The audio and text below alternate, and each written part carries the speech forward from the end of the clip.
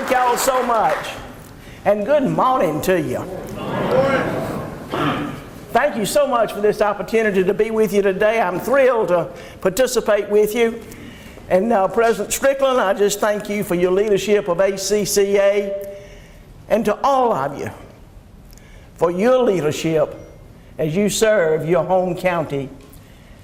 I'm told that from Wilcox County, my home county, we may have 6 commissioners here and 2 administrators. Are y'all here? Yeah. Oh, all right. Here from Wilcox County. Y'all, I need you to know that without strong leadership at the local level, there cannot be strong leadership at the state or even at the national level. So what you do as a county commissioner is truly significant. Each of you in this room today, each of us, all of us, we are leaders. Each of us has an important role to play in our local communities.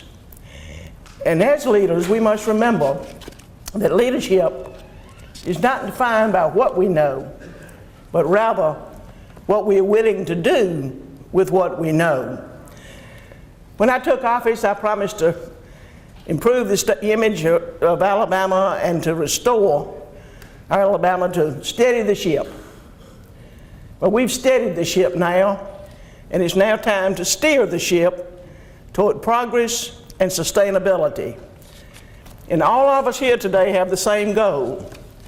We want our great state of Alabama to become the best that it can be. And each of you works to improve our state every day as you work in your communities and in your counties by investing in your people to help ensure that they have every chance to succeed. Each of you works hard in your local areas through working with your folks to improve law enforcement, improving infrastructure, improving education through local investments in our schools. And the counties that you serve are essential to the strength of the state of Alabama. Part of why you're able to lead so well and be effective is because you are well led. I appreciate my friend and colleague Sonny Brasfield for his leadership as Executive Director of the Association of County Commissions of Alabama. I've known Sonny for a number of years, and he is a strong advocate for you and your association. I hadn't seen Sonny yet, but I know he's here. There he is. I got you, Sonny.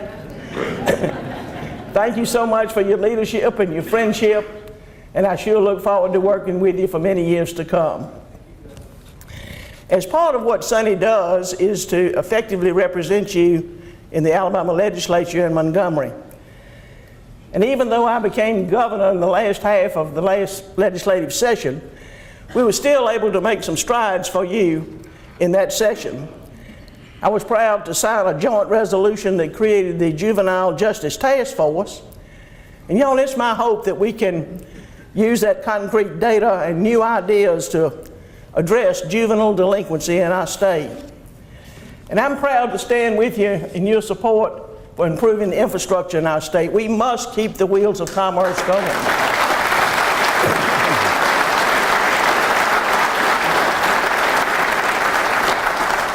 And I thank you for being bold. It's a business decision, and we must invest in our infrastructure and roads and bridges and other infrastructure for our state. And as my administration moves forward, I look forward to continuing to working with you on issues that are important to you. I strongly believe that the best decisions are those that are made at the local level, and I will oppose any mandate that comes down that's not funded.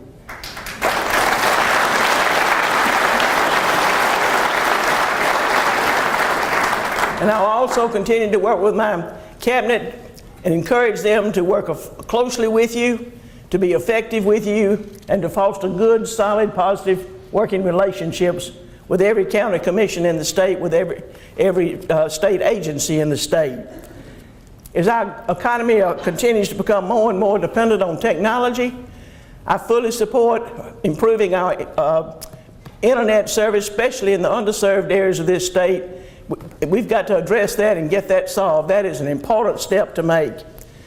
Commissioners, bottom line, I want you to know you have a friend in the governor's office in Montgomery.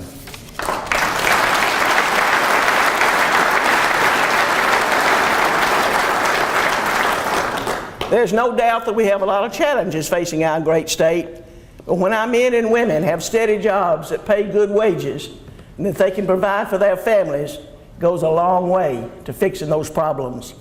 Encouraging new investment in Alabama and cheering on existing firms to expand is a central theme of my administration. Since I became governor in April, Alabama has experienced some strong successes in regard to economic development. Just last week, we announced that the state unemployment had dropped again to 4.5%. In each of the 4 months of the Ivey administration, there has been a decline in the unemployment rate. That is progress.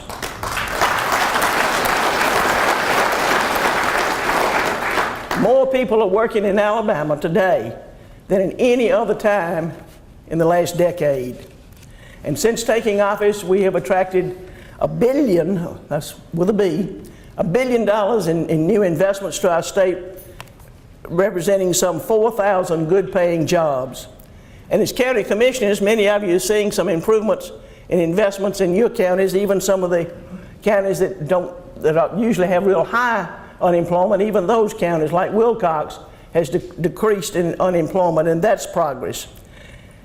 So we just got to keep on working, because there's still people out there, our friends and neighbors, who want to work. And I want everybody who wants to work to be able to have a job, but not just any job. I want our people to be well trained and qualified and have a job that they'll be proud of and that pays well and they can support their families. And one of the very, very best investments we can make is investing in our children. When we work to provide our children with a quality education, we are also helping to improve the life of all of our citizens. Recently, I announced my education initiative. It's called Strong Start, Strong Finish. The vision of Strong Start, Strong Finish is to provide comprehensive collaboration to improve education all the way through from pre-K to the workforce. While our teachers do an excellent job, for too long different aspects of our educational system have been conducted in sort of silos. They've done it alone, separate, divided, often disjointed. Under Strong Start, Strong Finish, we will work collaboratively together. We will continue our efforts and we'll bring all the stakeholders to the table. Strong Start, Strong Finish addresses 3 core areas of an individual's learning journey. That's early childhood education, pre-high school, and post-high school. All 3 of these phases are based on improving a well-trained workforce. And by doing this, we will improve the quality of education for all of our people. The first phase of Strong Start, Strong Finish is pre through 3. First, that means we take what is working in pre-K and integrate it with what is being taught in kindergarten and grades 1, 2, and 3. A student that is not reading at grade level by the time they finish the 3rd grade is 4 times less likely to graduate. In fact, statistics related to the reading proficiency in the 3rd grade are used to determine how many beds will be needed in the state's prisons. 3rd grade, folks. When a child finishes 3rd grade in Alabama, they need to be reading at 3rd grade level or above. Every child deserves a strong start to their educational foundation. Second, with this initiative, I call it the CS for AL. We will start instructing our students on coding, computer programming, software design in the middle school and in high school. Because you see, when we provide more learning computer science, that creates more opportunities for good employment for our students and gives them a running start to get the best jobs ahead. We should encourage all of our children to take computer science, but especially our female students. Y'all just remember, we live in a technology-driven world, and our educational system has got to teach in a technology-driven way. And the third aspect of strong start, strong finish, advanced learning, better jobs. We must prepare our students for the jobs today, but also for jobs for tomorrow. By 2020, just around the corner, by 2020, 62% of all jobs available in Alabama will require some form of post-secondary education, whether that's a certificate, or a 2-year degree, a 4-year degree, or even a PhD. Today in Alabama, only 37% of our people have such a credential. We've got to close that gap.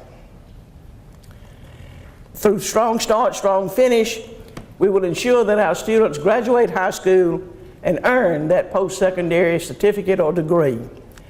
When our people have a strong start and a strong finish, they'll be well prepared to enter the workforce. But to do this, we've all got to work together. Every initiative that you get involved in and every action is important as we lead our people. You see, we've got a census coming up in 2020. And Alabama is in jeopardy of losing a congressperson, but more devastating than that could be the fact that we will lose federal funding. And all of us know that federal funds mean a lot to the quality of life throughout our state. We depend on them. I'm delighted to see that Director Boswell is here today to talk more with you about the upcoming census. But we've just got to be dead serious about getting everybody in Alabama to receive, in other words, have a correct address with the Census Bureau, and once they receive the census form, to complete that census form. We don't need to lose a congressperson, and we sure don't need to lose federal dollars. And you know, most of the work that ACCA is able to do are federal dollars to help you. So this is a serious subject, and I certainly underscore its importance. According to a study at George Washington University, every person who completes a census equates to the state receiving $1,567. That's roughly $1,600 per person.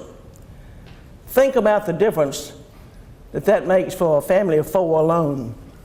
And you may be sitting here thinking, well, 2020 is down the road, but no, it's not. And now's the time to start your preparations to meet the census challenge. All of you are key players in at this stage in the game. The U.S. Census Bureau has already sent out what they call LUCA information and registration package to mayors and county commission chairmen. And LUCA is local updates of census addresses. That is a key, and we've got to get busy now doing that. I'm working closely with Director Boswell of ACCA and his team to stress the importance and the necessity of this census operation. But it's going to take you and hands on the ground, maybe literally to knock on doors and get these addresses updated.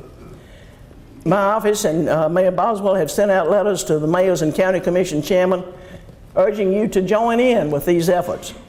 But it's all up to you on the local ground, and I'm counting on you. Our state's counting on you, because we've got to have everybody participating in receiving the census data and then completing it and returning it. Your participation in LUCA has a direct impact on the accuracy of the addresses of the list that will be provided. So I'm dead serious about this, folks. We need your help. ACCA serves as the coordinating agency for the state for our census. Director Boswell is here, and I hope you will contact him and his office for any help you need, but get active when you get back home, and let's get this done. By participating in LUCA and having everybody in the households counted in the 2020 census, we can ensure that Alabama's best days lie ahead of us. Some of the best progress in our state happens at the local level and happens because of you, and I know that. If there's not a success in the local level in each county, then the state can't be successful. And I just want you to know that I know that. I thank you for that. I appreciate your service. I don't take it lightly. I know where the buck stops, and you make all the success possible in your local counties. And y'all, I've had the privilege of attending your association meeting through the years when I was with the Commission on Higher Education, and then as state treasurer, and certainly as lieutenant governor. And in all my times being with you and attending your conferences, I never dreamed that I would be standing before you as your governor. But I am here today doing just that.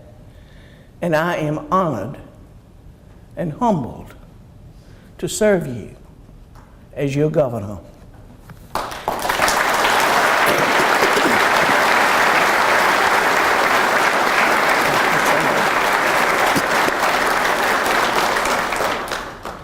I'm thankful for the many friendships that I have in this group. We've worked together through the years, and I look forward to continuing and expanding these relationships. When my time as governor comes to an end, whenever that may be, I hope to leave this state in better shape than when I found it, because I have not shied away from the challenges that we face. So friends, county commissioners, administrators, know you have a friend in Montgomery. And as your governor, I want to give you all the support that's possible. I value you. I trust you. May God continue to bless each of you and your family, the state of Alabama, and these United States of America.